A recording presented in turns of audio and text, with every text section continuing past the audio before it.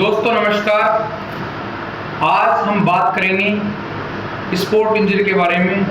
तो दोस्तों बात करते हैं स्पोर्ट इंजरी में, तो सबसे जो ज़्यादा कॉमन इंजरी होती है वो होती है नी के जो लिगामेंट होते हैं उसके बारे में।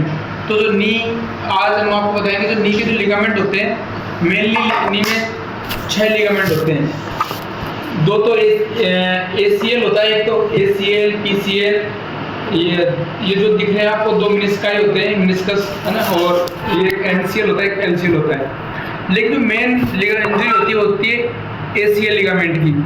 तो बात करते हैं स्पोर्ट इंजरी में ये मेनली क्यों होती है। यदि जो खिलाड़ी फुटबॉल खेलते हैं, जो कबड्डी खेलते हैं, जो बास्केटबॉल खेलते हैं, जो भी ट्विस्ट इंजरी होती है उसमें ACL टूटने के ज़्यादा चांस रहते हैं, या फिर रोड ट्रैफिक एक्सीडेंट में। तो इसके बारे में कि भाई कैसे पता लगेगा कि अपने को कि किसी भी व्यक्ति के लिगामेंट इंजरी, मान लो कोई भी व्यक्ति है जो स्पोर्ट इंजरी में किसी भी तरह से चोट लगी है और वो अपने हमारे पास आता है, तो हम सबसे पहले तो उसके एक्सरे कराते हैं।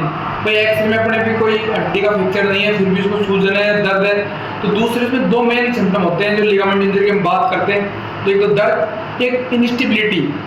इनस्टेबिलिटी का क्या मतलब होता है कि जैसे पेशेंट को लगता है कि जैसे वो ना खड़ा नहीं हो पाता, जैसे गिव अप, मतलब उसका जो स्टेबिलिटी होती है वो खुद गिव अप जैसी फील आती है कि भाई जैसे वो सीढ़ी चढ़ेगा या सीढ़ी उतरेगा तो ये जो फीमर की हड्डी होती है, ये इस पे जो ये रोटेट होती है, इस पे लिगामेंट का रोल रहता है, तो उसको लगता है कि वो उस पर स्टेबल नहीं हो पाता।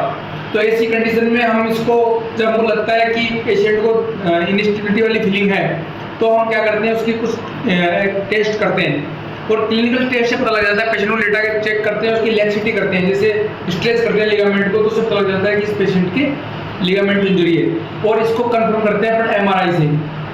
यदि किसी पेशेंट की MRI में उसका लिगामेंट टूट जाता है, तो यदि लिगामेंट कंप्लीट टियर हो गया, उसमें डिपेंड करता है कि लिगामेंट का कितना टियर है। तो अगर मान लो कंप्लीट टियर हो गया, तो फिर उसके साथ में जो ACL टूटता है, तो जब ACL जो लिगामेंट है जो टूटता है, इसके साथ में जो ये होते हैं मेनिस्कस, जो आपको कलरफुल दिख रही है, इसकी इंजरी भी होती है।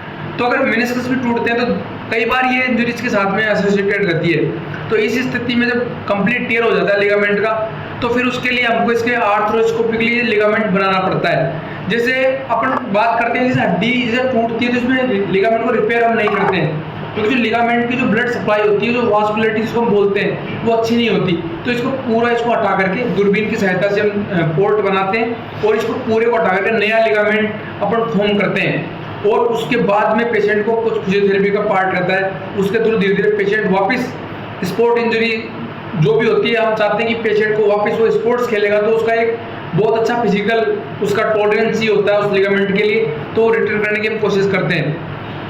तो इसके साथ में कई बार ACL, मेनिस्कस और PCL, पोस्टीरियर क्रूशियल लिगामेंट होता है, वो भी टूट जाता है। तो कई बार ये मल्टीपल लिगामेंट इंजरी भी हमको रिपेयर करनी पड़ती है। तो इस तरह से जो लिगामेंट इंजरी का पार्ट है, हाँ, इसकी जो शुरुआती अवस्था होती है उसमें क्या होता है कि मान लो कि जो टूटने में कई बार ग्रेड होती है, इसकी जैसे 1-2 ग्रेड होती है, तो उसमें कई बार फिजियोथेरेपी का रोल भी होता है। फिजियोथेरेपी करते हैं, दवाइयाँ देते हैं, तो दर्द कम हो जाता है, सूजन कम हो जाती है, मसल्स की स्ट्रेंथ बढ़ जाती है, तो पेशेंट वापस अपनी उस पर अपने काम करने की स्थिति में आ जाता है। लेकिन कहीं भी यदि MRI में कंप्लीट टियर है, तो कंप्लीट टियर होने के बाद में फाइबर्स रिटेक्ट हो जाते हैं, एक दूसरे से कोई चीज़ इलास्टिक की होती है, खींचेंगे टूट जाती है, तो वापस आने का कोई चांस नहीं है। इसलिए कंप्लीट टियर तो फिर उसका कोई चांस नहीं, फिर उसका एक ही ऑप्शन है, अपने को उसको आर्थ्रोस्कोपिकली उसको नया लिगामेंट बनाना पड़ेगा।